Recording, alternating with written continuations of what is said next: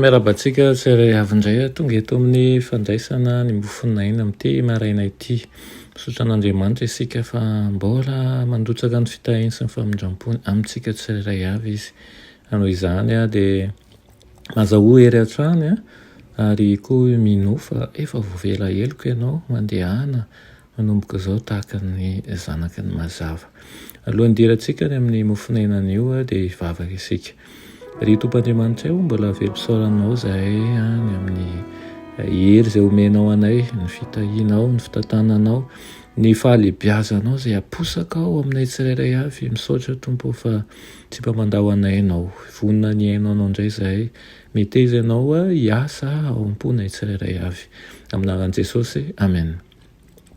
Lohatenin'ny mofinainantsika androany dia manao hoe mpaminany avy any Galily. Nalaina amin'ny Jaona toko 9:4-10 manao hoe ity tokoa no ilay mpaminany izay ho tonga amin'izao tontolo izao. Amen. Betsaka ny olona nahita fianarana sy tsara toerana ny tonga ny aino an'ity mpaminany avy any Galily ity. Ny sasany tamin'izy ireo dia nijery tamin'ny mpahalianana fantatra an'ireto olona maro be izay miangona manodidina ny Kristy. Raha mampianatra teo amoron-dranomasina izy ary nanana solotena tao amin'ny vahoaka maro be avokoa. Ny sokajiny olona rehetra teo amin'ny fiarahamonina. Tao ohatra mantra, tao tsy mba mahay taratasy, tsy mahay manoratra. Izy rehetra ireo dia samy mifanizina mitady toerana hijoroana mba hiaino ny teny Kristy.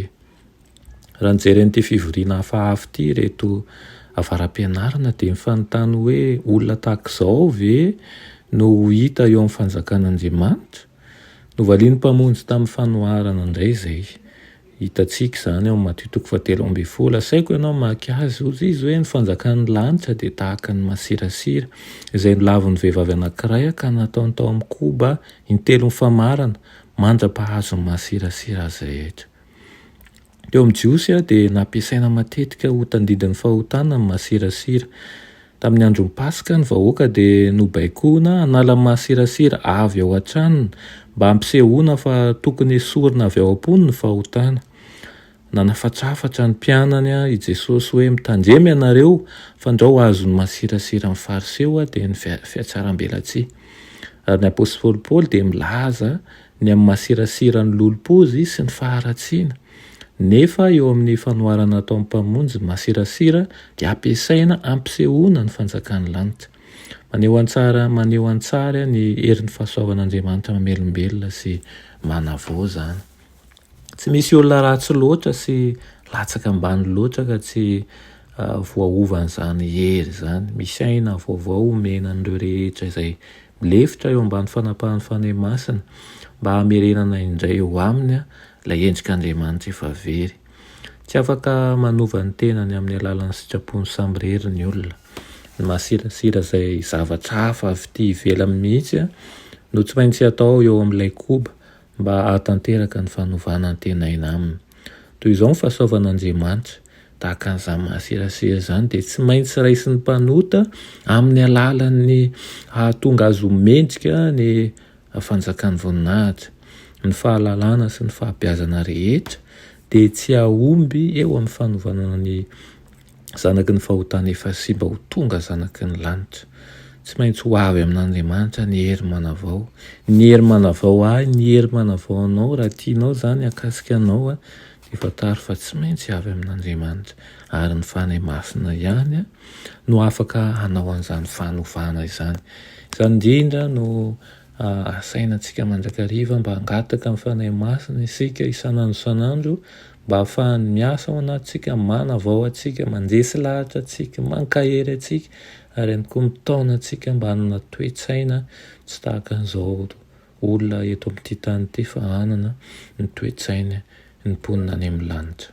Dia mba ao aminao izany teny izany ary ihany koa mahazaho hery ary ny fanahy masina ny hitarika anao hatrany ary hanome ny ilaina ny amin'ny fotom-pisainana ny amin'ny fomba atao rehetra mba ho vonina hiady amin'ny fakapana rehetra ianao. Amen. Renay masina tsara indrindra mbola misaotro anao zay iny amin'izany teny izany amin'ity maraina ity. Misaotro anao ihany koa zay mbola mamposaka ny voninahitrao ary koa ny fahamarinanao aminay. Mangataka aminao mba handrotsaka izany fanahy masina izany aminay tsirairay avy. Toetrao-ponay, taridalana anay, ankahery anay na atoandro na hariva na alina, ary ihany koa hanilotsaina anay ny amin'ny zavatra rehetra tokony ataonay. Aminaran'i Jesosy, amen.